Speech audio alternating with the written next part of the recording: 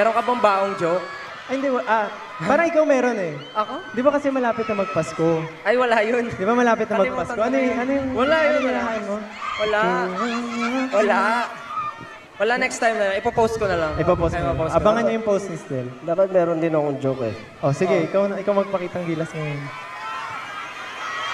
Kaso nakalimutan ko. Ha? Ano? Nakalimutan ko. Nakalimutan mo. Tila ba nakalimutan na kalimutan ka? Galing.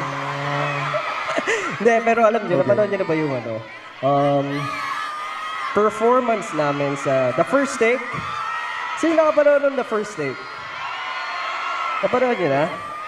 So, nasa YouTube yun ngayon and gusto ko lang syempre i-share na alam niyo, sobrang kabado kami nung nag-perform kami doon at sobrang excited. So, sana po mapanood niyo rin at the same time para po sa mga bagong nanonood dito, para po malaman nyo mga ibang detalye about SB19. Panoorin niyo po yung mga performances namin. No, Stel. Oo nga eh. Pinag-uusapan doon yung ano daw eh, yung pinakamababa yung boses. Ayun, no? Sino daw doon yung, grabe, sino yung may deep voice? Yeah. Deep voice. Paano yun, no? Mataas boses. Ano no? Mataas boses. Hindi, pinapansin nga yung pinakamalalim daw yun. Ganun ba? Yun yung pinag-uusapan sa internet. Pero maiba tayo kasi syempre, hindi naman mangyayari to kung hindi dahil sa tulong ng mga tao. Tama ba? Kaya meron kaming mga gusto lang pasalamatan. May gusto ka bang pasalamatan, Ken?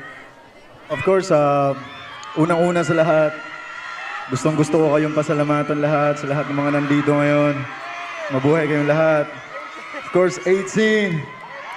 Gusto ko rin pasalamatan, 1C Entertainment, Our Entertainment, si Coach J.